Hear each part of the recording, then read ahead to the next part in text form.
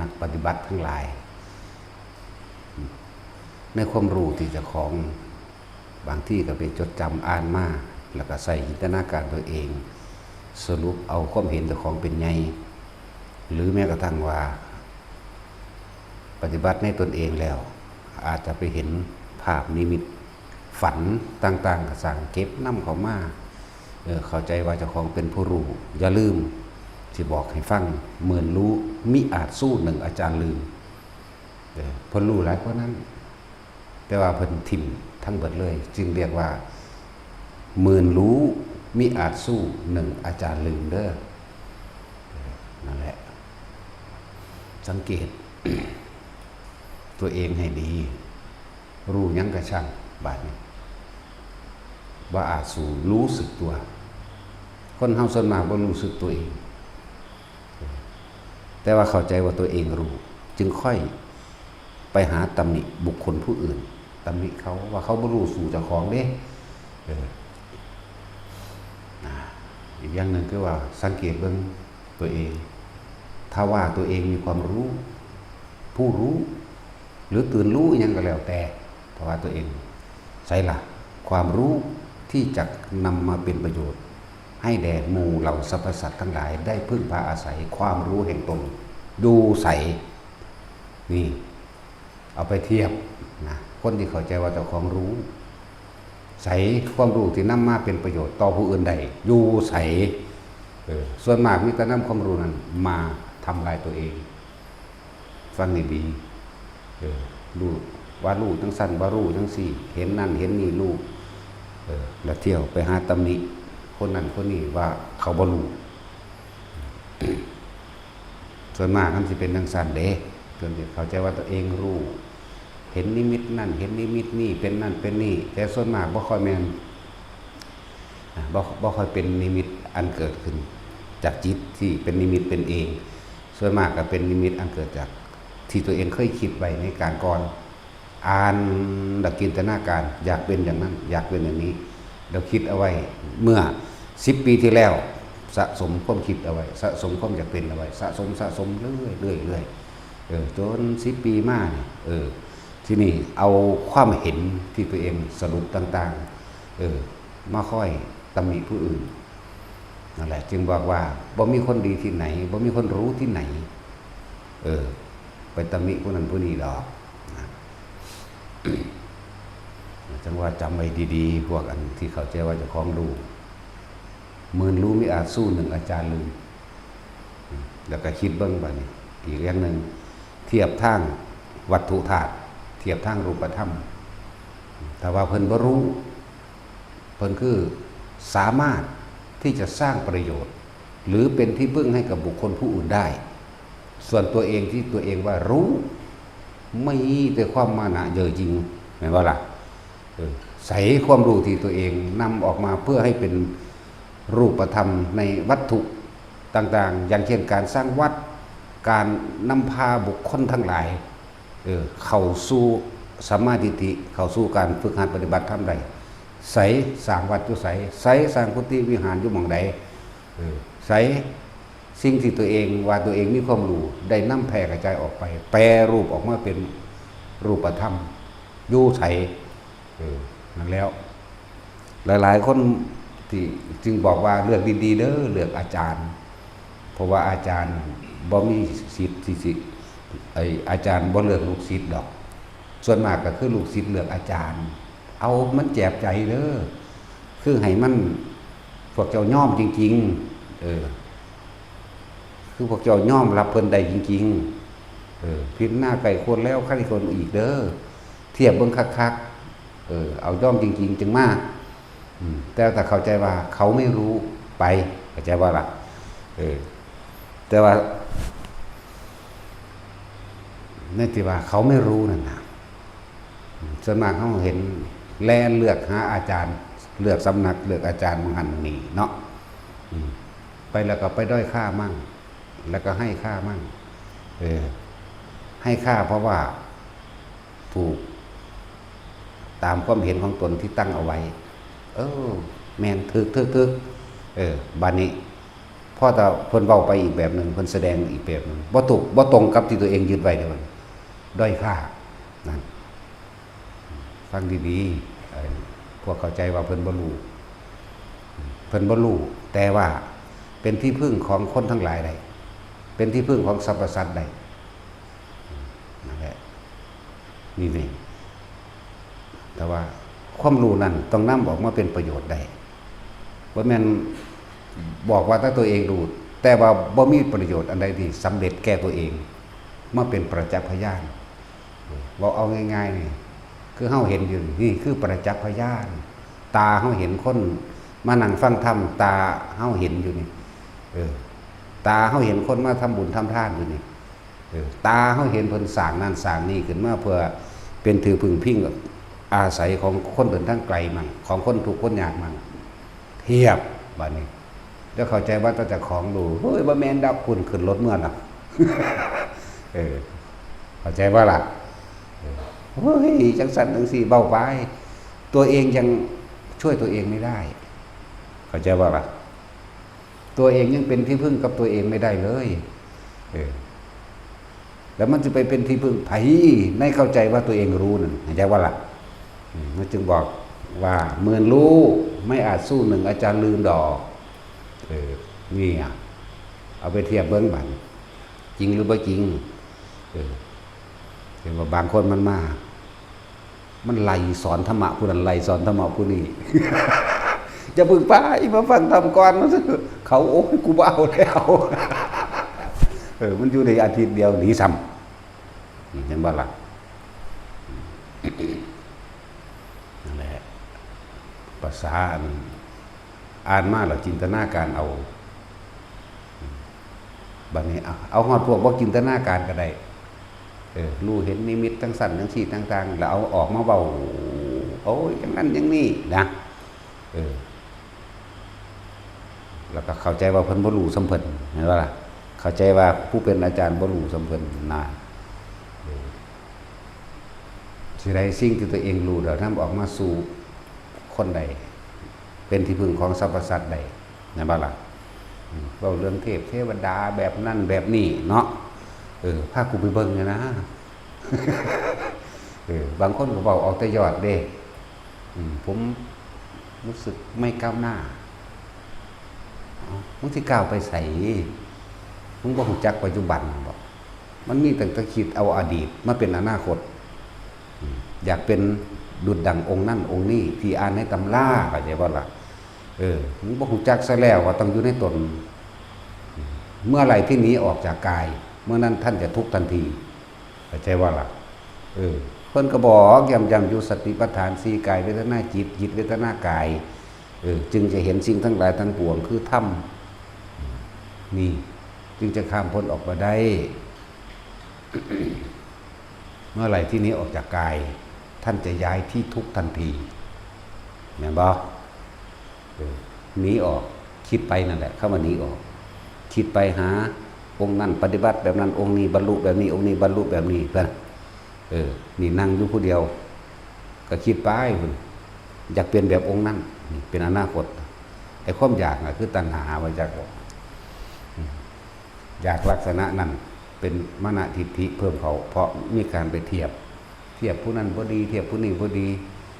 คือเฮาบอกถ้าตัวเองดีแล้วจะไปตำหนิผู้อื่นเด้อเฮาก็บอกเรื่อยๆอยู่เด้บางองค์ที่มาอยู่นี่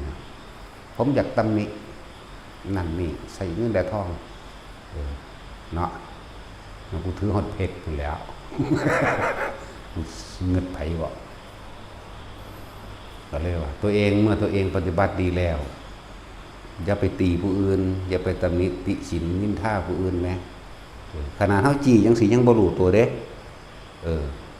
มึงจะหนีออกจากกายมึงอย่าหนีออกจากลมหายใจนั่นแหละคือกาย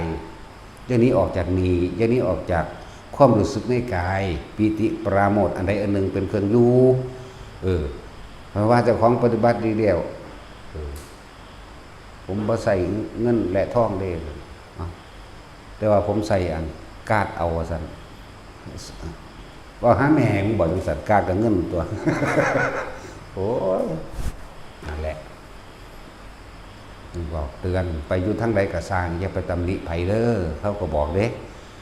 เขาก็บอกตลอดเลยมันไปทั้งใดก็สร้างอย่าไปหาตำหนิเพิ่นแต่เฮาดีแล้วแต่เฮาดีแล้วอันนี้ดีอีหยังยังไปหาตำหนิผู้นั้นผู้นี้ว่าผู้นั้นเป็นจังซั่นจังซี่อยู่แหละดีบ่จังซั่นตัวเองกำลังเผาตัวเองเด้นั่นรู้จักบ่ล่ะกำลังเอาการกระทำคำเบาผู้นั้นผู้นี้เข้ามาเป็นไฟเผาตัวเอง100%เด้อสิบอกให้เด้อแต่ว่าบ่รู้ตัวทั้งที่จี้ให้ซี่ให้อยู่เด้ถ้าตัวเองดีแล้วปฏิบัติถูกต้องตามพระวินัยดีแล้วจะไปติไผเด้อบ่ผมอันนั้นบังเว้าไปอยู่เด้แม่มึงปานนี้แล้วขนาดนี้แล้วกูสิว่าจังไดนั่นแล้วสิไปว่าจังได๋ซั่นก็มันบ่น้อมเข้ามาแม่แม่นบ่ล่ะมันบ่น้อมเข้ามาเด้ รู้หยังก็สร้างรู้เราไปเกิดใหม่อันพวกที่เข้าใจว่าตัวเองรู้แล้วนั่นแหละจึงบอกเตือนไว้เมื่อรู้ว่าอาจสู่อาจารย์ลืมหรอกรู้เราไปเกิดใหม่ก็รู้โลดมันสิรู้ไปหอดใจว่ะเนาะ นั่นแหละทองจำได้ทั้งเบิดแล้วก็จินตนาการเหตุผลตัณกะสรุปด้วยตนเองแล้วเอาไปยืนยันตัดสินผู้อื่นว่าผู้อื่นไม่รู้ว่าผู้อื่นยังยึดว่าผู้อื่นยังแบบนั้นแบบนี้แต่ของเป็นอย่างสันกำลังไปติเขานั่นแหละคือความยึดของเจ้าของมันคนละอย่างกันเด้แต่เขาเทียงกับศูนย์หนาแดงขลวด ทั้งสิ้นแล้วดีนั่นแล้วแหละคือบอก เห็นว่าที่แต่เขาเจ้าว่ามันต้องหมดรู้นะเขาเจ้าบอกถูกเล่นกูไม่รู้แล้วก็นั่นแหละก็เขาเจ้าว่าถูกต้องแล้วนี่เป็นคำเทียบว่าถูกต้องสื่อได้ห้องบ่ได้ยืนยันว่าผู้นั้นถูกหรือผิดเด้แต่บ่ว่าวางสิมันก็บ่รู้ดูเอามาเทียบตนเด้อไปก็ดีนั่นแหละ ถ้าคิดถ้าเข้าใจว่าตัวเองคิดถูกถอนความถูกออกมาซะมันไม่มีผิดไม่มีถูกมันแค่รู้แค่เห็นเฉยๆการจะเห็นนิมิตยังกระช่างการนิมิตในการเป็นเรื่องเป็นเล่ายังก็แล้วแต่ทิ้งให้หมดอย่านำเข้ามาคิดใหม่ในขณะปัจจุบันนั้นที่มันแสดงออกมารู้เห็นแสดงเป็นภพเป็นชาติมาเลยบางที่เขานั่งเบิ่งอยู่ซื่อแสนชาติแป๊บเดียวล้านชาติแป๊บเดียวแน่แต่เขาบ่เอาจักอันเด้ล่ะเพียงแต่ว่าบางอย่างก็นำขึ้นมาอธิบายขยายความให้ฟังว่าควรทิ้งอย่างนี้อันนี้ควรอันนี้ไม่ควรทิ้งอันนี้ตั้งหากเลยล่ะนั่นแหละแต่พวกกันนิดๆหน่อยๆจับไว้เด้จับไว้เด้นั่นจักว่ามันบ่ทิ่มอดีตเด้นั่นจักว่าล่ะเหมือนกันกับเอาความฝันมาปรุงแต่งมันบ่ต่างจากฝันได้นิมิตนิมิตอย่างนั้นเมื่อวานนี่ก็บ่ต่างจากฝันได้ทั้งที่มันจริงจริงในประสบการณ์แต่ของเมื่อวานเมื่อวานก็บ่ต่างจากความฝันอันนี้ภาษานั่งรับตาอยู่ซื่อว่าเจ้าของรู้ใช้เราความรู้ที่สร้างประโยชน์มีแต่ให้โทษแก่ตนฟังดีๆเด้อให้โทษแก่ตนเด้อที่เข้าใจว่าตัวเองรู้แลนไปคุ้มผู้อื่นมาสอน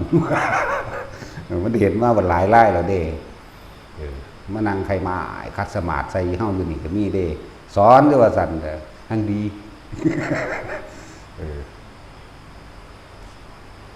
เดี๋ยวเนี่ยเห็นบ่ตีตัวเทียบท่านยกตนยิ่งกว่าเพิ่นอีกได้นั่นจักว่าล่ะมันสั้นแล้วแต่ว่าบางสิ่งมันก็บ่รู้เฮาก็บ่ได้เฮาหังมักเอาอีกบ่เด้อยู่ว่ามันเบามันสั้นแล้วเห็นผู้ใดบ่ได้แล่นเข้าสอนรวด โอ้ยเนาะจักว่าแม่นอีหยังตัวเองยังบ่รอดตัวเองยังเป็นที่พึ่งตัวเองบ่ได้ตัวเองยังบ่เป็นตนของตนบ่ได้ตัวเองบ่ทันว่างจักว่าล่ะแต่ของยังบ่ได้ว่างเลยเด้มันแต่ว่าเว้าเรื่องปล่อยว่างเรื่องว่างมันบ่แม่นปล่อยอันนั้นยึดจักว่าล่ะมารู้ตัวความหลงคลุ้มทั้งเบิดโลภโกรธความหลงนี่คลุ้มไว้เหมือนกับความหลงไอ้ตัวโลภมันก็เป็นชื่อชัดเจนเป็นชื่อโลภโกรธหลงนี่คลุ้มไว้ดูดังบอก วงกลมสั่นแหละโลภโกรธหลงมีประเภทว่ารู้นั่นรู้นี่แล้วมาเว้าอ้างโมนี่ทั้งไปไงเนาะฟังให้มันซ้ำสองเด้อถ้าเข้าใจว่าตัวเองรู้ไหนแหละความรู้ที่เป็นที่พึ่งแด่หมู่สรรพสัตว์ที่แสดงแปลสภาพออกมาเป็นรูปธรรมอย่างเช่นการสร้างวัดอย่างเช่นการนำเห็นผู้คนทั้งหลายลังไหลเข้ามาเป็นมาพึ่งเฮาพึ่งผู้เข้าใจว่าตัวเองรู้นั่นไหมเข้าใจว่าล่ะคือไรสถานที่ล่องหลับผู้คนทั้งหลายสถานที่ที่พักสงเคราะห์คนทุกข์คนยากตลอดทั้งผู้เดินทั้งไกลผู้ปรารถนาแนวทางการปฏิบัติเพื่อพ้นทุกข์อยู่ใสฟังดีๆอยู่ใสอันนี้มาเว้าเอาความเห็นตัวเองมาเว้าถ้าเขาขาดเฉียดนี้ล่ะนั่นแหละจังว่าเบิ่งตัวเองเถอะพอต้องไปเบิ่งผู้อื่นจะไปเทียบผู้อื่นเทียบถ้าคือเทียบเพื่อให้มันคมตนเองใครอยู่เด้มันเหมือนเทียบเพื่อสิยกตนเด้ตัวเองบ่มีหยังเลยเนาะตัวเองนี่บ่มีหยังสิเป็นหลักประกันว่าตัวเองมีความรู้หรือว่าเป็นที่พึ่งให้ผู้อื่นได้เนาะจะไปเทียบผู้เพิ่นมีหลักประกันโดยรูปธรรมนี่วัดกระสางคนกับเขามาฟังได้นั่นดีมากแจกสงเคราะห์ออกไปเป็นที่พึ่งที่พักให้แก่คนทุกคนยากพร้อมเป็นที่พึ่งอาศัยให้กับคนเดินทางไกลบ่แม่นคนยากจนก็ตามเป็นคนรวยก็สร้างแต่ว่าเขาต้องการที่พักที่พึ่งเพื่อจะออกจากความทุกข์ของเขาจริงๆไหมแล้วฟังซ้ำแล้วเอานำไปคิดพวกเข้าใจว่าตัวเองรู้จากบ่ล่ะนั่นแล้วจึงบอกม่วนมูลหลวงพี่ต่างๆที่ว่าถ้าเขาเจ้ามาโอ้ผมบอกการแนะนำเลยผู้นั้นจบป.ท.จบธรรมบวชมาแล้วเท่านั้นแต่มันรู้มันแลนมาดอกเฮาก็ว่าจังซี่นั่นคือให้เกิดกำลังใจถ้ามันรู้มันบ่แลนมาดอกมันก็สร้างสำนักมันตัวปานนี่จะแม่นตัวเนาะผู้เขารู้แล้วเขาก็อยู่ตะเขาเด้อุปนิสัยวาสนาสิมีต่อกันคนกับแลนเขาเป็นแลนไปพึ่งพาเขาเจ้าเองดอกบ่แม่นแลนมาสอนมาตัดเอาอยู่นี่เข้าใจว่าล่ะเยอะแยะมันอยู่นำเฮาแล้วก็ว่าหยังว่าเฮาสอนบ่ถูกค่อยๆดึงคนออกไปหาเจ้าของเลยคือบ่สร้างเขาเองเห็นว่าล่ะเฮาบ่หวงดอกแต่มันถูกเฮาบ่หวงดอกแต่มันพ้นได้แต่ว่านี่มันแยกเหมือนกับว่าเฮ็ดให้ภิกษุแตกกันตัวเองยังบ่อาจสามารถเป็นที่พึ่งตนเองได้เลยนั่นแล้วจึงบอกว่าเฮาบ่อยู่วัดไผดอกเฮาสร้างตัวเองก็ได้ตอนเฮาสร้างตัวเองมาแต่เริ่มต้นแรกแล้วศรัทธาเกิดจากการได้ยินได้ฟังเกิดจากอ่านของเฮาแต่ว่านั้นเฮาบ่ได้ลงไตเพราะเฮาบ่ได้เชื่อทั้งหมดศรัทธามีจริงอยู่เข้าใจบ่ล่ะศรัทธาอยู่แต่ยังบ่ลงหลอนถ้าเราพิสูจน์ไม่ได้มีปัญหานี่แหละถ้าจะว่าจริตเป็นพุทธจริตต้องการพิสูจน์ศรัทธาจริตมีเพราะคุณมันมีจริต6เสมอกันเบิดนะบ่มีอันใดอันหนึ่งเด่นขึ้นมาดอกคือเขาเว้าจริตอย่างนั้นจริตอย่างนี้จริตต่างกันบางคนเป็นราคะจริตไว้โทสะจริตก็มีได้หันราคะก็ดีแม่นบ่เป็นทอดแต่สองสวยงามอย่างเดียวดอกบัดของบ่งามมันฟาดถิ่มอยู่แน่มันบ่พอใจได้แต่คนเอาของขี้ไหลมาให้เนาะแน่มันก็โทสะจริตนั่นโมหะจริตคุ้มเบิดนั่นแหละไปก็ดีศรัทธาจริตบางก็เชื่อไปเลยก็มีอันแนวบ่เชื่อก็มีเด้ล่ะแน่แต่ว่าเรื่องจริตนั่นแหละเฮาตั้งตนเองขึ้นมาเพราะว่าหยังเมื่อเฮาได้ยินได้ฟังจากพ่อแม่ครูอาจารย์หลายๆองค์ตลอดทั้งการศึกษาในพระไตรปิฎกเชื่อ50เข้าใจบ่ล่ะบ่ได้ยืนยันตัดสินเพราะตัวเองยังไม่ได้พิสูจน์เมื่อตัวเองพิสูจน์ได้แล้วเป็นคนจริงแล้ว เห็นโดยตนเองแล้วสิเสือบ่เสือกับสร้างตัวบาดนี่รู้จักบ่ล่ะเพราะมันเป็นจริงจึงเรียกว่าศรัทธาปัญญาสองอย่างบวกกันได้บัดนี้ความเพียรจังว่าศรัทธาปัญญาความเพียรร่วมกันเป็นหนึ่งจังว่าผู้ใดสิมาตำหนินินทาผู้ใดสิมาด้อยค่าหรือให้ค่าก็ช่างเฮาบ่ได้สนใจมองหันเพราะเฮาสร้างขึ้นมาด้วยตัวของเฮาเองเข้ามาด้วยตัวของเฮาเองก็เฮาอาศัยปัญญาของพระพุทธเจ้านั่นแหละตัวนี้เฮายกไว้ที่หนึ่งอยู่แล้วถ้าบ่มีพระพุทธเจ้ามันบ่ได้รู้หรอกธรรมะทั้งเบิดนี่ใจว่าล่ะนั่นแหละเฮาศรัทธาเฮาฝึกหัดเฮาฮู้เฮาเห็นโดยความเพียรโดยความพยายามของตนออกมาแล้วสละตนเองออกมาบวชได้บวชเฮาก็บวชด้วยความเต็มใจของเฮาเองแล้วเฮาสิแค่ไผนี่เฮาสิแค่ไผเฮาสร้างตัวเองของเฮาเองมาตลอดสร้างตัวเองมาตลอด ตะกี้บ่ท่านมีไผมาเกี่ยวนี่ล่ะเนาะเมื่อตนเป็นที่พึ่งของตนได้แล้วแน่จึงจักเป็นที่พึ่งของผู้อื่นได้ด้วยฝึกตนดีแล้วจึงฝึกผู้อื่นได้ได้ว่าล่ะอันนั้นบางประเภทที่ว่าฝึกตัวของบ่ทันใดๆอยู่สิไปฝึกผู้อื่นได้อย่างใดในเมื่อตัวเองก็ยังควบคุมความรู้ตัวเองไม่ได้แต่จะว่าล่ะเอาง่ายๆตรงๆความรู้นั่นแหละแต่มันสิเข้าใจบ่นั่นแหละควบคุมความรู้หยังรู้เห็นต่างๆแล้วก็เกิดอารมณ์อยู่นี่แหมควบคุมตัวเองบ่ได้บ่เป็นส่วนเพิ่นผู้รู้จริงๆแล้วบ่ได้ควบคุมหยังเข้าใจว่านี่บ่ได้ควบคุมหยังเขาก็เป็นปกติหลายคนบ่ทันเข้าใจคำว่าปกติอยู่เด้อปกติคือหยังบ่ได้ลิ้นล้นขนขวายอีหยังอีกเด้คำว่าปกตินี่ศีลปกติจังซี่บอกเพื่อให้เกิดความเข้าใจว่าบ่มีความคิดในการเบียดเบียนทำร้ายให้ผู้ใดผู้หนึ่งชีวิตและทรัพย์สินตลอดทั้งคนและสัตว์หรือตลอดทั้งมนุษย์และอมนุษย์เพราะว่าคำว่าอมนุษย์มันร่วมไปถึงผีสางนางไม้พร้อมเทวดาพร้อมเดี๋ยวว่าล่ะหรือที่ยกตัวอย่างว่าทั้งมนุษย์และอมนุษย์เนาะบางคนเข้าป่าไปใส่คาถานี่เรียกปราบผีนั่นแหละเรียกว่าเบียดเบียนทำลายปราบผีมันบ่ได้ปราบเข้าใจบ่ล่ะเมตตาซึ่งกันและกันพวกเฮาต่างเป็นเพื่อนเข้าใจว่าเพื่อนเกิดแก่เก็บตายด้วยกันทั้งหมดทั้งสิ้นนั่นแล้วขนาดนั้นนั่นแหละกันผีนี่ก็เป็นความเห็นผิดปราบผีไล่ผีเป็นความเห็นผิดจากว่าล่ะจังซั่นแล้วพวกเจ้าบ่ได้ปกติเด่นเข้าใจคำว่าปกติบ่ยังจักปราบยังจักไล่ถ้าไล่นี่กลัวถ้าเราปราบนี่คิดว่าตัวเองเก่งเนาะสั่นตัวมันบ่แม่นปกติมันซื่อๆเฉยๆบ่มีความคิดนึกอิหยังกับสิ่งทั้งหลายเหล่านั้นบ่มีเขาอยู่ปกติศีลกับปกติ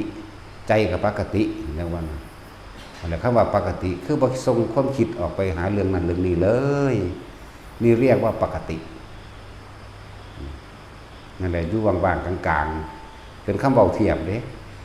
ความในนี่ความรู้สึกที่ไม่ใช่ความรู้สึกอย่างว่าล่ะฟังออกปะฟังออกอยู่แล้วแต่ผมสิแปลไปหน้าใดเท่านั้นเนาะแต่เขาบ่แปลเด้พวกเขาพูดถึงแล้วบ่แปลอย่างอีกจักบ่รู้จักว่าล่ะหมดรู้อสังขตธรรมก็ว่าหมดรู้ก็ว่าดับก็ว่าดับคิดดับเย็นก็ว่าโอ้ยสื่อนิพพานถึง30สื่อเด้อนั่นแหละปกติจึงจะเข้าใจปกตินั่นแหละเตือนพวกเขาใจว่าตัวเองรู้ตราบใดที่ตัวเองยังไม่สร้างตัวเองได้ที่บ่สร้างตัวเองได้เฮาสังเกตเบิ่งโลดถึงเบิ่งผู้เขาเจ้าเป็นตัวของตัวเองแล้วเป็นที่พึ่งของตัวเองแล้วตลอดทั้งเป็นที่พึ่งแห่งสรรพสัตว์หรือของบุคคลผู้อื่นได้ด้วยเพิ่นฝึกตนดีแล้วเพิ่นจึง ฝึกผู้อื่นได้ด้วย และสังเกตเบิ่งเพิ่นอยู่วัดเพิ่นแต่ใจบ่ล่ะเพิ่นบ่อยู่วัดผู้อื่นเพิ่นสร้างขึ้นมาโดยลำพังตนเองสร้างในเพิ่นบ่สร้างความเกี่ยวของเป็นผู้มาสร้าง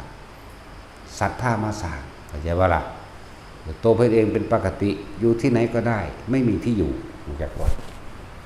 เพิ่นอยู่กับความว่างของเพิ่นแล้วแต่บุคคลทั้งหลายที่เกี่ยวของซึ่งกันและกันมา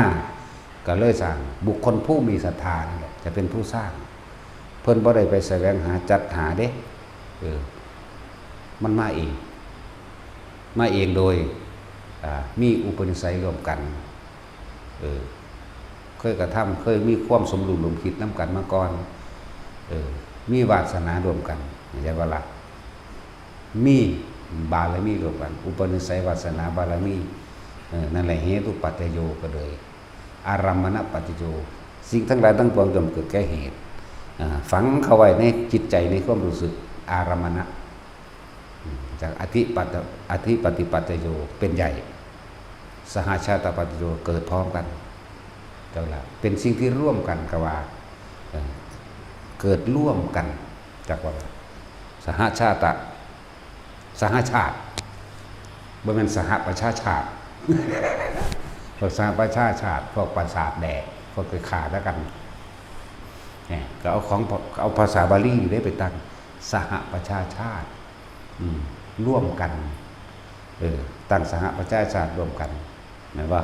7 ประเทศ8 ประเทศร่วมกันสหประชาชาติเนาะขนาดตั้งประเทศอย่าบอกมันยังเอาภาษาบาลีนี่แหละไปเบาเนาะ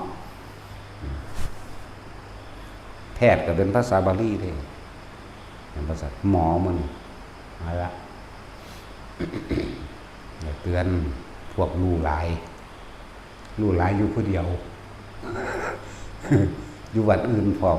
วัดผู้อื่นสร้างพร้อมอยากบอกหูยเขาบ่ภูมิใจจังเม็ดได้สัมผู้อื่นสร้างวัดให้อยากว่าบ่มีความภูมิใจบ่มีความอิ่มเอิบใจเลยไปอยู่วัดผู้อื่นแล้วว่าขึ้นโอ้ยกูเงินหลายภาษากระจอกเนาะนั่นแหละสำนึกสำเนียกเอาไว้แน่ตัวเองก็ยังบ่อาจสามารถพึ่งตัวเองได้แล้วจะไปเป็นที่พึ่งของใครได้ที่ไหนสั่งขึ้นมาโดยลำพังเฮาเด่นจากปลานั่นแหละจังว่าเทียบเอาเด้อที่เข้าใจว่าตัวเองเป็นผู้รู้จำสำนึกสำเนียกไปเทียบเอาตัวเองยังไม่อาจสามารถเป็นที่พึ่งแห่งตนได้นะบาลาเฮามันพึ่งตนเองอยู่เฉพาะโดยลำพังตนเองวัดกระสร้างขึ้นมาเอาเองนะบาลาแต่ต้องสั้นตัว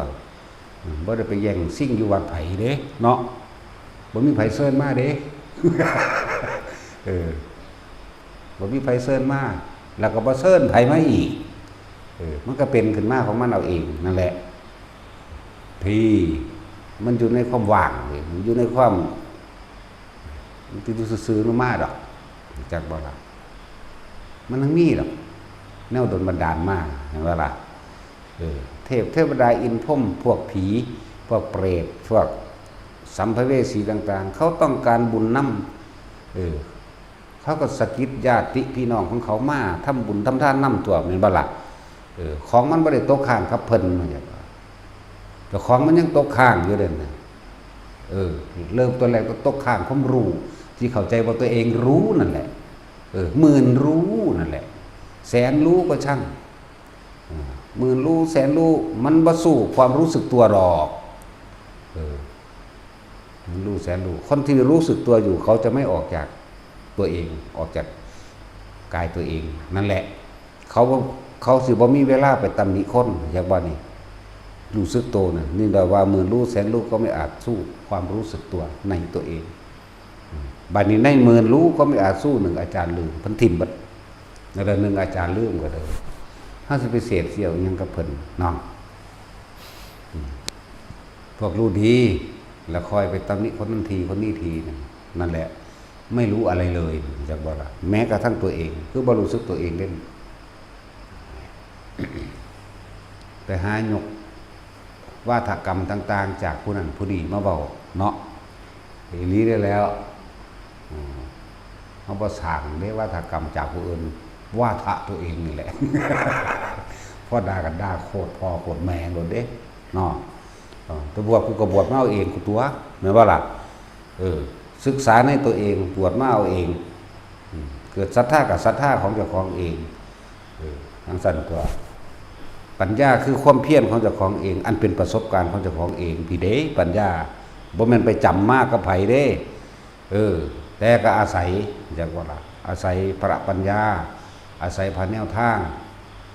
ที่พระพุทธเจ้าตรัสเอาไว้บอกสอนเอาไว้แล้วเฮ็ดบ่เสือจักเม็ดแต่สิเว้าเรื่องบ่เสืออ่านไปนำเถียงไปนำจักว่าล่ะ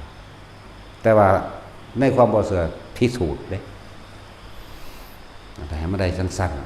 ๆซ้ำลูกคอแหลขแหลนเอามาเก็บมาคุยมาปากมาบอกโอ้ยลูกไปเกิดใหม่สู้สิลูก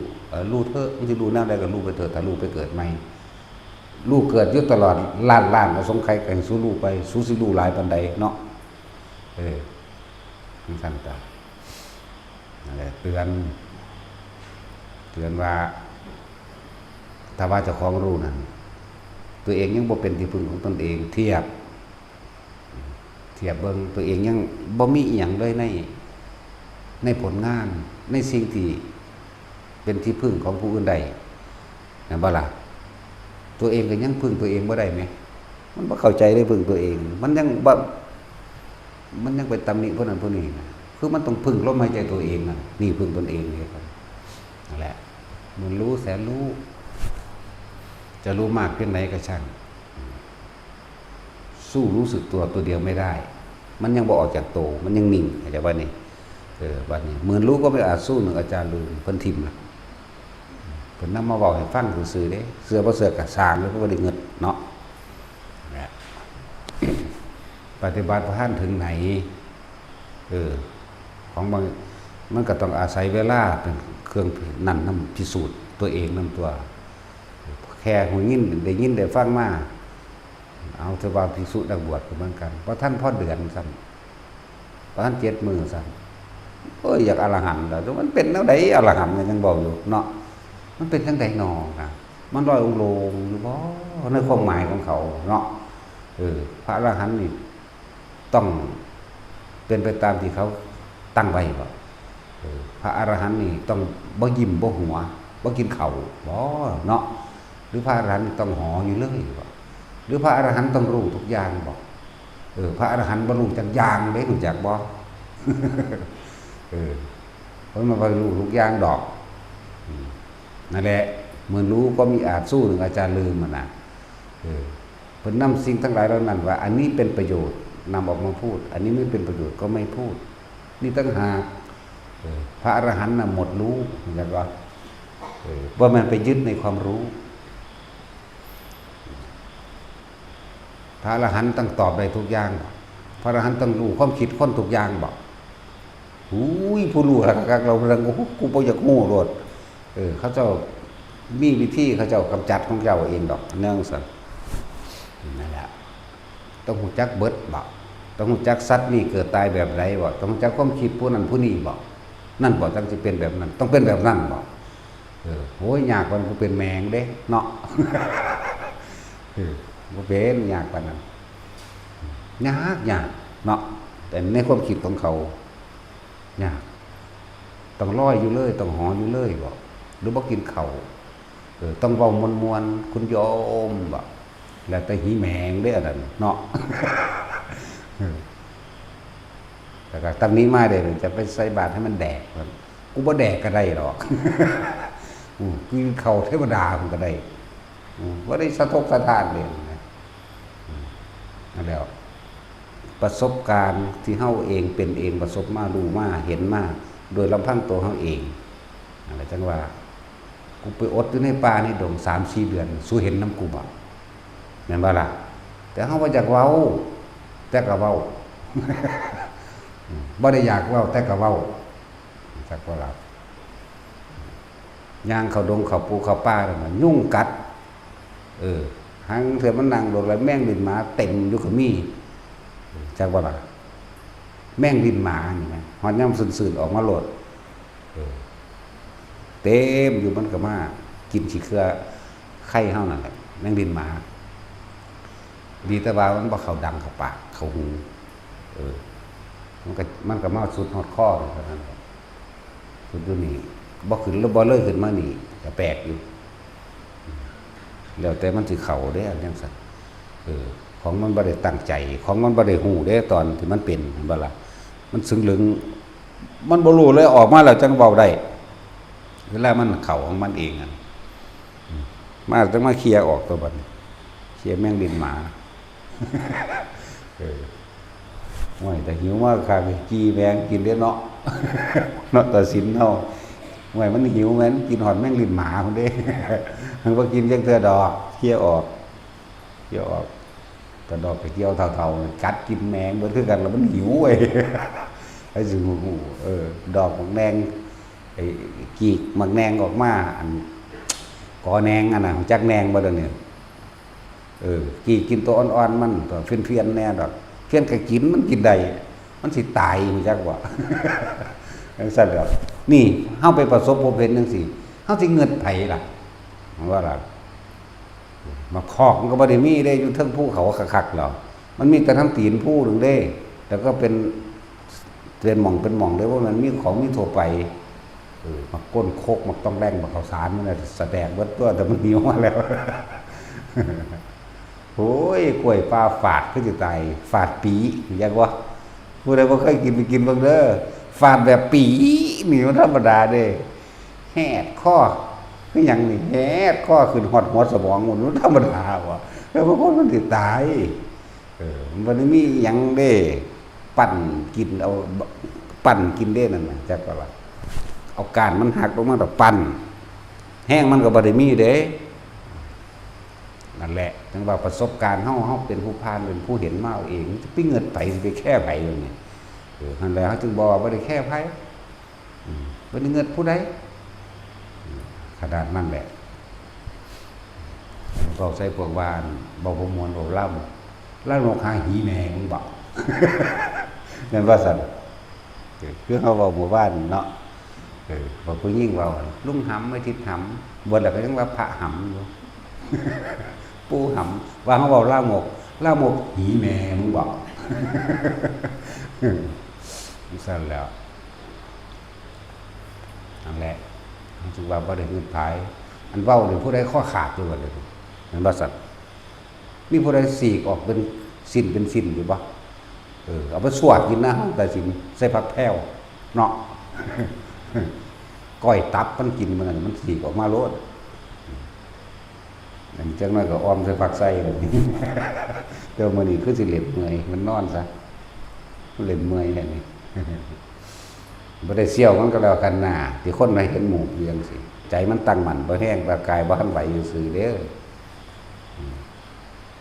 เคยเห็นเคยดับคือมันจักเทื่อดอกบ่มันดับเทื่อเดียวมันก็ยังอยู่เลยโลดนอกนั้นก็เห็นผีเห็นหยังมันก็เห็นมันถามหลวงพ่ออันผีอันมันคือเป็นขยัดมันคือมีขาเดียวอุ้ยมันพิการมันพิการตัวมีขาเดียวแบบมันเต้นไปจังไดมันเต้นให้เบิ่งพร้อมเด้แบบนี้มันว่าเด้แล้วก็เข้าไปใส่ก็เข้าไปนี่มันก็สิไปเด้เข้าไปก้อนหินอันนี้แหละว่ะจังซั่นแล้วถึงพิการมันก็หัวมันก็ซ้ำนั่นแหละ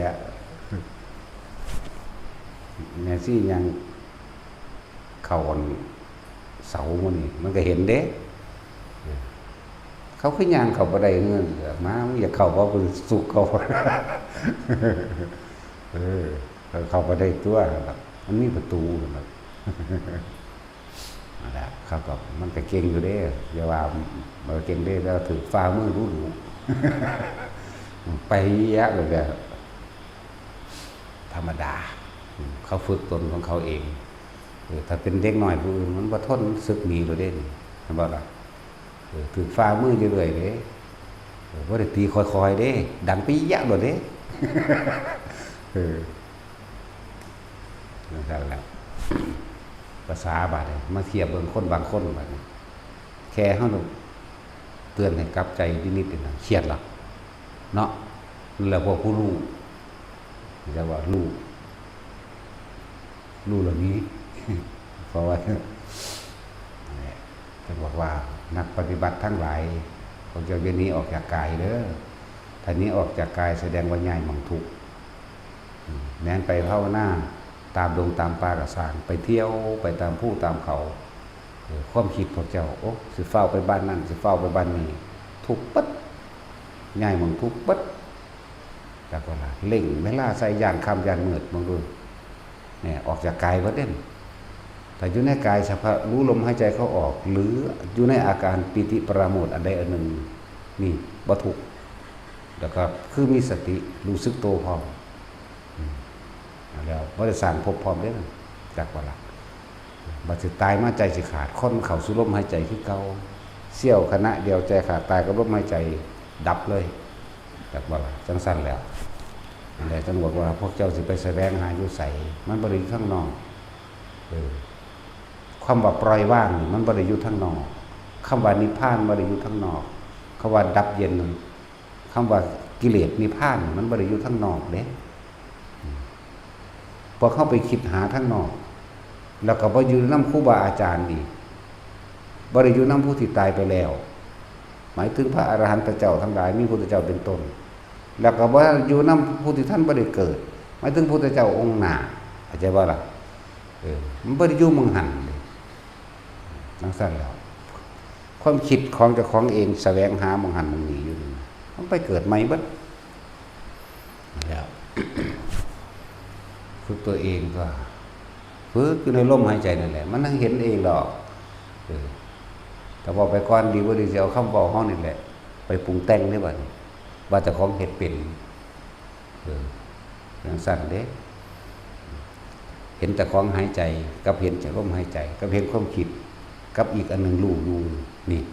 เอาไปเว้าบัดนี้ บอกจังได้ก็บ่ถือถ้าเจ้าของบ่ถึงถ้าเจ้าของบ่เป็นเองจักบ่ล่ะแต่จึงบอกว่าเกิดหยังขึ้นก็สร้างเด้อพวกเจ้าให้เข้าสู่ลมหายใจก่อนส่วนอาการปิติต่างๆที่บอกว่าให้เป็นเครื่องอยู่อันนั้นเป็นจุดสังเกตความรู้สึกแห่งตนคือไม่หนีออกจากกายยังนั่นมันก็อยู่ในคำว่าอุเบกขาเวทนาเป็นความรู้สึกที่เฉยๆเพราะจิตไม่คิดไม่นึกถึงบุคคลสัตว์สิ่งของอารมณ์จึงไม่ไปเกิดกับบุคคลผู้อื่นรู้สึกพอใจกับเขามั่งไม่พอใจกับเขามั่งในคนนั้นในสัตว์นั้นในสิ่งของนั้นในอากาศนั้นในดินนั้นในน้ำนั้นในลมในฝนในฟ้าเข้าใจว่าล่ะฟ้าพางสิแหละอะไรครับเขาก็ยังนี่แหละจะบอกว่ารู้แสนรู้ล้านยังกระสังเถอะสู่รู้สึกตัวเดียวไม่ได้พวกเจ้ารู้ทั้งหลายแล้วนั้นรู้ไปเกิดใหม่แต่รู้สึกตัวนี่มันบ่ทันได้มีหม่องเกิดด้วยนะจากบ่ล่ะทางสั้นแล้วรู้สึกโตนั่นแหละอย่าลืมว่าอันตรายทั้งหลายนะของหมู่เราสรรพสัตว์ทั้งหลายอันตรายทั้งหลายไม่ได้เกิดจากภัยแห่งสงครามไม่ได้เกิดจากความอดอยากแห้งแล้งทุพพิขันตรภัยสัตว์ทันตรภัยทุพพิขันตรภัยไม่ได้เกิดจากโรคร้ายต่างๆเรียกว่าโลคันตรภัยไม่ได้เกิดจากอัศนีบาดภัยฟ้าผ่าไม่ได้เกิดจากอุทกภัยน้ำท่วมใหญ่ไม่ได้เกิดจากวาตภัยลมพายุสารตันลมพัดบานพังใดหรือลมพายุสารตันไม่ได้เกิดจากสิ่งทั้งหลายเหล่านั้นไม่ได้เกิดจากธรณีภัยแผ่นดินถล่มไม่ได้เกิดจากสิ่งนั้นจากบ่ได้ไม่ได้เกิดจากความแก่ไม่ได้เกิดจากความเจ็บไม่ได้เกิดจากความป่วยไม่ได้เกิดจากความตายอันตรายทั้งหลายสิ่งที่น่ากลัวที่สุดคือการเกิดจากบ่ได้ถ้าเกิดแล้วสารพัดภัยในการเกิดทั้งหลายที่เรามาทั้งหมดนี่นั่นแหละคือสิ่งที่ตัวเองต้องพบเจอนั่นแหละอันตรายทั้งหมดทั้งสิ้นรวมอยู่ที่การเกิดอันตรายที่สุดคือการเกิดบ่ล่ะถ้าเกิดแล้วก็ต้องมีตายจึงบอกว่าความน่ากลัวทั้งหลายไม่ใช่ความตายเด้อมันจะตายด้วยโรคยังก็แล้วมันจะตายด้วยวิธีการใดก็ตามอันตรายที่สุดคือการเกิดนั่นแหละเฮ็ดจังได๋สิบ่เกิดฝึกฝนเอาเองตัวเองต่อ ประเภททรงจิตออกนอก ส่วนมากก็ไปตำหนิผู้อื่นเนาะและนำสิ่งที่ฝันต่างๆมาเว้าอันตรายผมพอพดเว้ามีอารมณ์ปนไปพร้อมก็คือเป็นภพสร้างภพแล้วเรื่องว่าคนเฮาเนี่ยมันไปสร้างภพไว้ก่อนที่จะของตายเด้คำว่าจิตมีที่ตั้งเป็นอย่างไรความคิดถึงบุคคลสัตว์สิ่งของนั่นเลยว่าจิตไปตั้งอยู่เรามีการคิดได้ว่านี่ปรุงแต่งอยากให้เป็นไปอารมณ์เกิดนั่นแหละพบได้เกิดขึ้นแล้วจิตมีที่ตั้งอย่างว่าตั้งยุ่งสั้นฉะนั้นการที่จะบ่เกิดเลยมันต้องบ่คิดวิธีบ่คิดเพิ่นก็สอนสู่มือนั่นแหละพระพุทธเจ้าสอนมาก่อนเฮาอีกลมหายใจอานาปานสติแปลว่าเป็นผู้ระลึกรู้อยู่กับลมหายใจเข้าและออกเท่านี้นี่คือแปลตัวนี้แล้วต่อมาบุคคลที่ประคองลมหายใจเข้าออกอยู่ในตนไม่หนีออกจากลมหายใจเข้าออกคือกายอันหนึ่งเวทนาจงเกิดเวทนานี่เฮาหมายเอาเวทนาในเวทนาคือความรู้สึกที่พอใจหรือไม่พอใจและอุเบกขาเวทนานั่นแล้วกายเวทนาจิตคือความคิดความนึกนั่นแหละกายเวทนาจิตในจิตก็คือความคิดนั่นแหละทีนี้ถ้าเฮาควบคุมมันได้เรียกว่าเป็นผู้มีสติจึงเรียกว่าสติกำกับจิตหรือสติรู้เท่าทันความคิดแต่ต้องอาศัยกายลมหายใจนี่แหละคือกายในกายอันหนึ่งเมื่อเฮารู้กับลมหายใจแล้วจะมีความรู้สึกอันอื่นต่างๆเกิดขึ้นมาที่จริงกายเวทนาจิตเวทนากายเกิดขึ้นพร้อมกันนั่นแหละแต่ว่าเพิ่นเว้าเรียงลำดับซื่อๆเด้ฟังดีๆเด้เฮานั่งเบิ่งลมปุ๊บความคิดอันอื่นไล่ล้อมนั่นแม่นบ่ล่ะว่ามันตะกายสิเกิดจังซั่นเพราะว่าจิตมันคุมหมู่อยู่แล้วเพราะทุกอย่างเกิดจากจิตรวมที่จิตรวมอยู่ในสัญญาอารมณ์แห่งความรู้สึกต่างๆมันรวมอยู่หม้องนี้ปึ๊ดรวมอดีตมาไว้นี่แล้วอนาคตท่านเกิดไม่มีใครรู้หรอกเอาเว้าง่ายๆนึงมีผู้ใดรู้ล่วงหน้าอยู่เนี่ยว่าสิเห็นหลวงพ่ออันนี้มีใครรู้ล่วงหน้าอยู่ว่าหม้องนี้สิเป็นวัดมีผู้ใดรู้อยู่บ่มีแต่เอาอดีตไปปรุงเอาซื่อตัวเนาะนั่นแล้วเฮารู้อยู่คือเฮาเฮ็ดถนน4แพ็คไว้แล้วแม่นบ่เฮ็ดถนนไว้แล้วเป็นหยังเฮาคือเฮ็ดให้มันเป็น4เลนบัดนี้มีไผฮู้ความหมายอยู่บ่มีผู้ใดฮู้แถมสัญญาณเขาว่าอีกเนาะย่านเขามาว่าย่านเขาตำหนิโอ้ยคนมาเห็นซะเนาะว่าเอ้าก็เฮ็ดให้คนเห็นเนาะถ้ามาเห็นมันบ่ได้มีประโยชน์หยังเด้ถ้ามาเห็นบ่มีประโยชน์เด้แต่คนเห็นสิมีอยู่อย่าตลาดสั่นก็เห็นหรือยังบัดนี้ว่าเพิ่นเฮ็ดเพื่อหยังเห็นแล้วบ่คิดออกบ่บัดนี้ตัดสินคิดออกแล้วบ่ทั้งสั่นแล้วแต่มองคนสิมาทำบุญบ่เห็นบ่ทั้งสั่นตัวคนเต็มอยู่ทั้งข้างถ้ามีแต่สะพานถนนอันเดียวนี่รถสิแล่นได้หม่องใดล่ะนี่บางทีก็ไว้เพื่อรถแล้วบางทีก็เพื่อคนมาทำบุญทำทานแล้วจอดรถไปพร้อมเห็นบ่ล่ะทั้งสั่นแล้วญาณตะเขาว่าเขาบ่ได้มาเฮ็ดซอยนี่หั่นนี่เนาะคือเฮาฝึกหัดปฏิบัติมาด้วยตัวเฮาเองแต่ว่ามีคนว่าบ่แม่นบ่ถือแม่นบ่ซั่นเฮาเป็นผู้เห็นเราเองเฮาสิไปเงิดหยังบัดเนาะแต่เฮาบ่โตสั่นๆแหละถือบ่ถือแม่นบ่แม่นก็เป็นเรื่องของเขาสิบอกว่าบ่เป็นเรื่องของเขาแต่ว่าสิ่งที่เฮานำออกมาว่าถ้ามันเป็นประโยชน์ก็เว้านะบ่เป็นประโยชน์ก็เว้าที่จริงเฮาเว้าทั้งสองโทษและประโยชน์เว้าตีคู่กันเลยเพราะโลกนี้เป็นธรรมคู่ผิดกับถูกอยู่นำกันบุญกับบาปอยู่นำกันแต่ว่าได้กับเสียอยู่นำกันสุขกับทุกข์อยู่นำกันนั่นแหละสอนให้ไปนรกก็ได้ด้วยล่ะเนาะสอนไปนรกก็ได้สอนไปสวรรค์ก็ได้ไปนิพพานก็ได้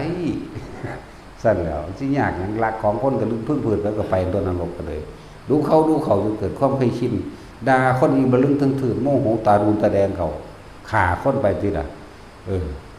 อยู่ซื่อๆกับฟาดปากพ่อแม่ปวกเขาโลดอะไรตัวไปนรกมันบ่สั่น สั่นตัวจะไปนรกก็แบบนั่นแหละเฮ็ดเอาเนาะบ่มีผู้ใดเฮ็ดให้เด้นรกก็ดีสวรรค์ก็ดามบ่ว่าสนรกบ่ว่าสวรรค์หรือแม้ที่สุดของพระนิพพานว่าหลักสูตรไปนรกจังซี่เขาบ่นำมาสอนดอกเนาะเพราะว่าบ่สอนมันก็เฮ็ดอยู่แล้วแม่นบ่ล่ะบ่สอนมันก็เฮ็ดอยู่แล้วแม่เดี๋ยวก็สั่งคนนั้นอีห่านั่นเป็นแบบนั้นแบบนี้ทั้งที่บ่ถูกใจ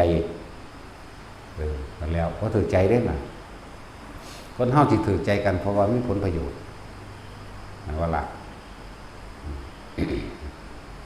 จังว่าเฮาเกิดมานี่มีประโยชน์จักอย่างหรือยังถามเจ้าของเบิ่งเด้อที่ว่าเจ้าของเป็นผู้มีความรู้มากรู้สูงจบปริญญาด็อกเตอร์หมาวอกก็สร้างมันหาสแต็กแต่มันเองกับครอบครัวมันแม่นบ่ล่ะ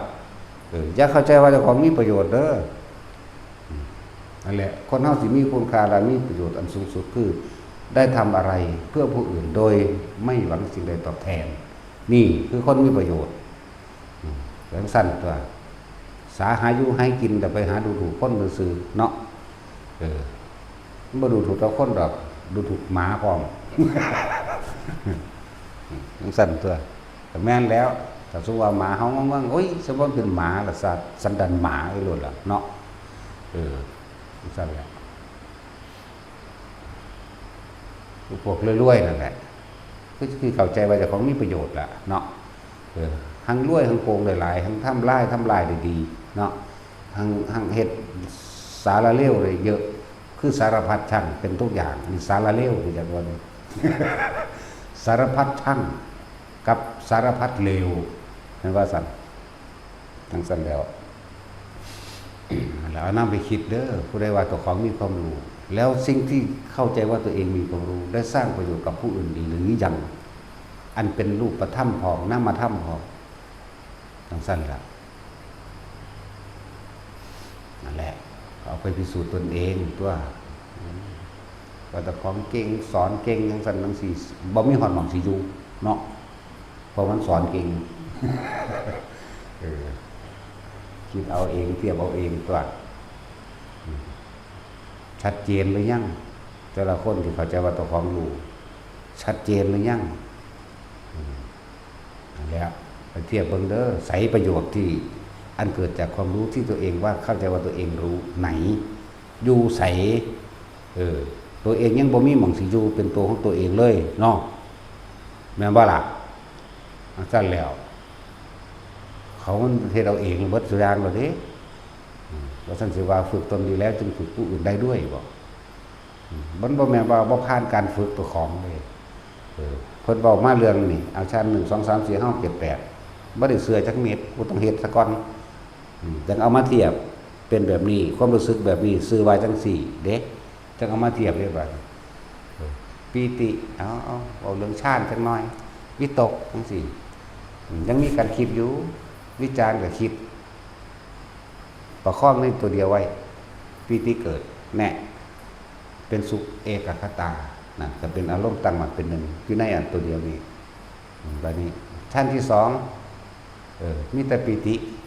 สุขเอกคตาเห็นบ่สัตว์ตัวทั้งสั้นเลยชั้นที่สามมีแต่อุเบกขาตัวเดียวเห็นบ่ล่ะบ่มีปีติเห็นบ่ท่านที่สี่ตัดบ่ได้รับบ่รับรู้ความรู้สึกหยังเลยจังซี่บัดเฮาเว้าเรื่องความรู้สึกเฮาบัดนี่ถอดออกจากความเป็นมาทั้งสั้นแล้วบ่เว้านำตัวหนังสือเลยก็ได้เด้บัดนี้เย็นวืบเข้ารูปออกในลมหายใจเฮานี่จึงบอกว่าสูดลมเข้าเบิ่งเด้อนี่มันก็เย็นอยู่ในโพรงจมูกเข้าไปอย่าตามลมเข้าไปหาท้องนี่สำหรับเฮาเอาแบบนี้ใช่บ่ล่ะให้มันเย็นมาสุดดังหักออกก็ออกแค่นี้มันก็เย็นเข้าเย็นออกซื่อๆนะมันก็เย็นเข้าเย็นออกสุดปลายดังปลายหูดังก็แค่นี้เด้อนี่พวกเจ้ามีความนึกถึงลมเข้ามันบอกมีความรู้สึกว่าเย็นเข้าเย็นออกเย็นเข้าเย็นออกบ่โดนบ่นาน 2-3 นาทีสิมีความรู้สึกอันนึงเกิดขึ้นขนลุกขนพองสยองก้าวนี่เรียกว่าขุตกาปิติเนี่ยมีความรู้สึกว่าเป็นขนลุกวืดๆนี่เรียกว่าขุตกาปิติ มีความรู้สึกว่าเป็นจุกอกเข้ามาในข้อนี่อิ่มเอิบเข้าไปปลื้มเข้าไปคือสิให้เรียกว่าขันธิกาปิติมีความรู้สึกว่าโยกสั้นซ้ายไปข้างหน้าข้างหลังนี่เรียกว่าความรู้สึกนี่เป็นภารณาปิติเห็นแสงแบบหรือเห็นนิมิตต่างๆกินอย่างแล้วแต่เรียกว่าโอกันติกาปิตินั่นนี่คือไม่เอาความรู้สึกไปเทียบกับศัพท์ภาษาเรียกว่าละอุพงคาปิติมีความรู้สึกว่ากายใหญ่ขึ้นอ้วนขึ้นเบ่งขึ้นเลยหรือยาวยืดขึ้นหรือลอยขึ้นเรียกว่าอุพงคาปิติเด้อเนี่ยเขาก็เทียบแต่นี่คือภาษาบาลีหรือภาษาหลักสูตรมันเขาก็เว้าแล้วก็ตัวนี้ก็คือความรู้สึกที่มันเป็นนี่แล้วเขายังบ่ค่อยเว้าปานใดเพราะว่าเว้าไปก็บ่มีผู้ใดเข้าใจเพราะปานใดหรอกบ่ได้ตั้งใจเรียนปานนั้นหรอกเนาะพอเท่าเก่าก็ให้เก่าเถอะนะแต่เฮ็ดบ่เป็นล่ะบ่เป็นซื่อๆเฮ็ดบ่เป็นเนาะเฮามัน11พุ่นจักว่าล่ะบ่ได้เก่าเด้ลักษณะแล้วเรียกว่า10นี่ก็ยังบ่คักต้องเอา11สั่นตัวนั่นแล้วแต่ว่าเจ้าคิดว่าเจ้ารู้หมดทุกอย่างที่ตะของว่ามาเข้าไปในป่าเบิ่งดูนางไปตามภูเขาหรือปราสาทนั่งน้ำสากผีเบิ่งดูถ้ายังคิดอยู่นั่นน่ะมันจะรู้หยังมันนั่นแล้วคือหลายๆคนท่องจำมาพวกพุทธวจนะจะนี่ยังหั่นท่องจำมาแบบนั้นละนั่นที่จูงแขนกันทั้งภูเขามึงสิพากูไปไสนอแค่นี้ความคิดว่าสิพากูไปไสนอนี่นั่นละบอกแม่นว่าละบาทนี่แค่นั้นนึงเด้นั่นแหละความผิดหรือว่าความถูกมันบ่ได้อยู่นำตำราเด้ความผิดความถูกต่างๆมันบ่ได้อยู่นำอาจารย์พร้อมมันอยู่ที่เจ้าของเขาไปสัมผัสได้เห็นได้เจ้าสิละได้หรือว่าละได้ก็เป็นเรื่องของเจ้าเด้นั่นอย่างว่าละแต่ว่าก็ต้องอาศัยตำราและอาจารย์นั่นแหละมันหลวงปู่ดุลเพิ่นเว้าคิดเท่าไหร่ก็ไม่รู้เนาะต้องให้ยุคิดนั่นแหละจึงรู้แต่ก็ต้องอาศัยความคิดแน่งงบ่ล่ะนั่นแหละตำรากับอาจารย์เฮาต้องอาศัยความคิดหาความรู้จากตำราและอาจารย์แต่ว่าโดยตำราและอาจารย์จดจำได้แล้วคิดเท่าไหร่ก็ไม่รู้ความจริงงั้นบ่ล่ะต้องให้หยุดคิดนั่นแหละจึงรู้เนี่ยเอาสั้นแล้วเอาว่าอันนั้นคือตำราและอาจารย์บัดนี้ความจริงมันคิดหาผลมันว่าพระนิพพานเป็นจังใดหยุดคิดเป็นจังใดอารมณ์ความรู้สึกต่างๆเว้าโดยชาติ1 2 3 4 5 6 7 8เป็นจังใดคิดตัวใดก็บ่ฮู้หรอกจนเพราะว่าเอ้าอานาปานสติเบิ่งเฮ็ดเบิ่งกันน่ะเฮ็ดได้บัดนี้ลมเย็นเข้าออกที่นี่เขาเรียกว่าความรู้สึกขึ้นขนลุกมั่งอันนี้มั่งนั่นมั่งปีที่เฮาเป็นเลยหาอย่างก็แล้วกันว่าซั่นสิเว้าได้เลยหาอย่างมันบ่ธรรมดาดิมันลอยชวัดเฉวียงไปทั่วทิศทั่วแดนลอยไปฮอดเหนือน้ำจิตไปพุ่นได้บัดนี้แต่เป็นความรู้สึกเรียกว่าบางทีมันวุบไปหายใจในน้ำก็ได้เป็นความรู้สึกอยากว่าล่ะนั่นแหละชอนินวดวิธีวัดนั่นแหละมัน หลายแบบนั่นแหละนี่คือความจริงต่างหากที่เราสัมผัสรู้ว่าล่ะรู้จากความรู้สึกของตนเองเลย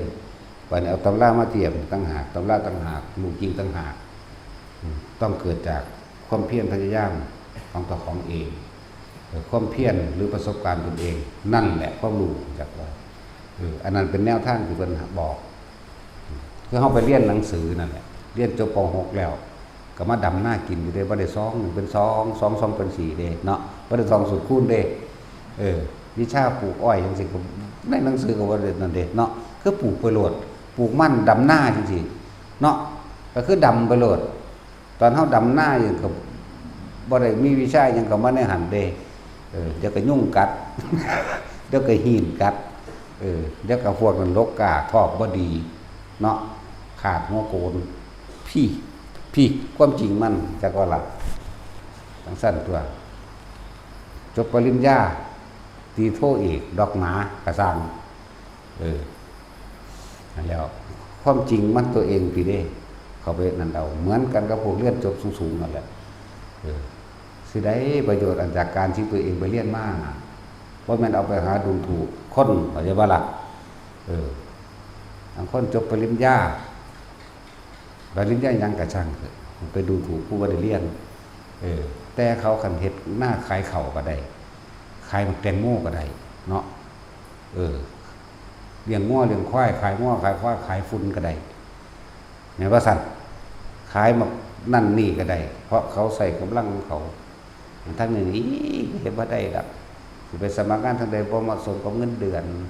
บ่เหมาะสมกับความรู้เขาเลยบ่รับสั่นตัวมีปัญหาความจริงชีวิตจริงจังว่าบ่ต้องไปตะเยอะตะย่านว่าไปเรียนสูงเรียนบ่สูงอหยังดอกพึ่งตนเองได้ปลูกข้าวกินเองเป็นปลูกบักแตงโมกินเองเป็นปลูกบักฮวงปลูกบักม่วงปลูกหยังกินเองเป็นปลูกผักปลูกหญ้ากินเองเป็นตึกแหใส่เบ็ดกินเองเป็นนี่ต่างหากหม่องสิรอดเข้าใจว่าล่ะนี่แหละหม่องมันอยู่ได้ไงนั่นแล้วนี่อย่างหนึ่งมาเทียบระหว่างผู้มีความรู้กับผู้บ่มีแต่ว่ากูรอดได้เข้าใจว่าล่ะกูบ่ขอไผภูมิใจกว่ากันเนาะสัตว์ตัวเหมือนกันแหละกับเฮากูไปอยู่วัดให้เด้อกูสร้างเอาเองแม่นว่าซั่นภูมิใจกว่ากันว่าซั่นไผสิมาเว้าหยังให้เฮาเว้าก็เว้าไปแม่ภาษาเว้าบ่เห็นเนาะสัตว์ตัวมันภูมิใจกว่ากันว่าซั่นนั่นแล้วผมบ่ได้อยู่วัดพ่อวัดแม่ไผได้วัดกูสร้างเอาเองเห็นว่าล่ะนั่นแล้วนั่นแหละจึงบอกว่าตนเป็นที่พึ่งแห่งตนได้แล้วจึงเป็นที่พึ่งแห่งผู้อื่นได้ด้วยนั่นแหละความรู้ที่เฮามีนี่ที่ก่อเกิดเป็นรูปธรรมและเป็นประโยชน์ต่อทั้งมนุษย์และอมนุษย์เด้มนุษย์นี่ก็เห็นอยู่นี่นั่งอยู่เดียวนี่หรือฟังอยู่ทั้งบ้านมนุษย์นั่นแหละหรือสิว่าเนื้ออื่นหมาบ่ฟังเด้เนาะ แต่ว่าก็ว่าแน่ฟังเหมือนกันหมาก็ฟังธรรมเด้หมา4ตัวอยู่นี่มันสิฟังธรรมเด้ขี้เกียจก็ฟังกับแย่ก็ฟังนั่นดีกว่านั่นมันมาฟังธรรมเด้นั่นอันนั้นหลวงพ่อเฒ่าเด้นั่น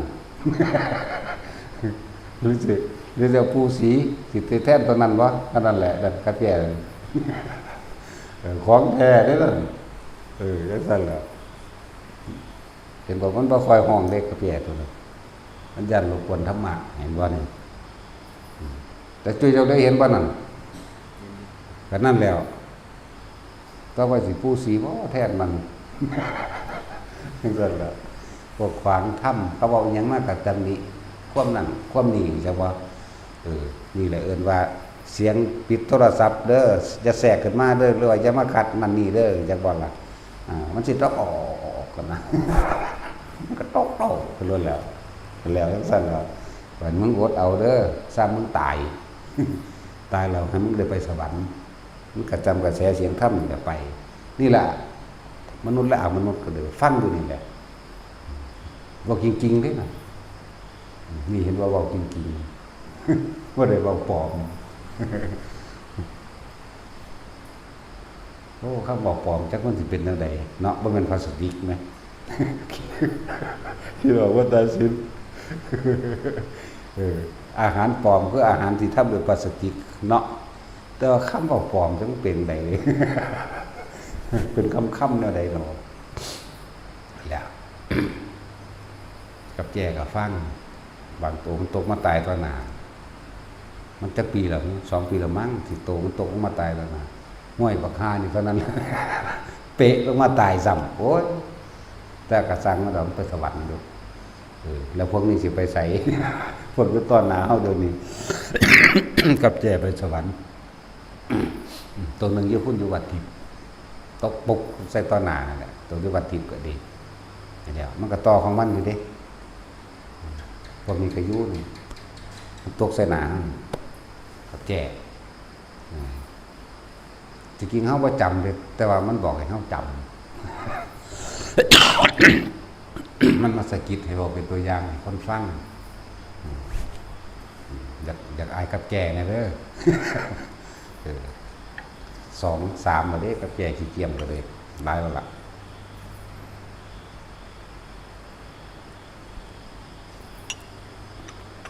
นั่นล่ะตื่นซาจากความหลับไหลบุคคลที่เข้าใจว่าตัวเองรู้เหมือนรู้ก็ไม่สู้หนึ่งอาจารย์ลืมเด้อแต่ความรู้ที่ว่าตัวเองเป็นผู้มีความรู้นั่นน่ะรู้อะไรก็ช่างรู้แสนรู้หมื่นรู้ล้านก็ไม่สู้รู้สึกตัวเข้าใจว่าล่ะและที่เข้าใจว่าความรู้ที่ตัวเองมีได้สร้างประโยชน์กับบุคคลผู้อื่นได้หรือยังดีบ่ดีความรู้ที่ตัวเองมีกับเป็นโทษต่อตนเองเพราะเที่ยวเอาไปตำหนินินทาเขาเพราะเที่ยวเอาไปเปรียบไปเทียบทั้งตัวเองก็ไม่มีที่จะอยู่นี่ชัดเจนประนันตัวเนาะแลนสอนคนเข้ากับแลนนี้คือกันไปหับเอาบ่แต่หับเอาอยู่ข้างถนนขึ้นปุ๊บสอนเลยขึ้นรถขึ้นไปเล่นตัวว่าสั่งนักสั่นแล้วมันบ่ได้อยู่กับตัวเองเด้มันบ่อยู่กับปัจจุบันเด้เข้ามาอยู่กับตัวเองคืออย่าออกจากลมหายใจอย่าเอาความคิดไปถึงผู้นั้นผู้นี้อย่าเอาความคิดไปดึงเอาความรู้ตัวนั้นตัวนี้ที่เจ้าของจดจำมาเพื่อสิบอกให้เขาเป็นเข้าใจบ่ล่ะนี่เอิ้นว่าบ่อยู่กับตัวเองทั้งสั้นตัวเห็นผู้ใดว่าได้ยางใส่ย้วยๆเขาหูแล้วเขาก็เฝ้าแลนว่าเขาเขายานทั้งสั้นแล้วนั่นแล้วความคิดนั้นมันสิเอาสิ่งตัวของจำใดนี่ไปบอกเขาได้จากบ่ล่ะนั่นแล้วมันบ่ได้อยู่ในตัวเองมันบ่ฮู้จักว่าปัจจุบันนั่นแหละ ได้คิดได้ว่าคนบ่รู้รู้อยู่เพิ่นนังบ่เอาจักบ่ล่ะเขาก็เบิ่งนั่นนี่อยู่แล้วเว้ยดังสั้นแหละเอาสมาทาน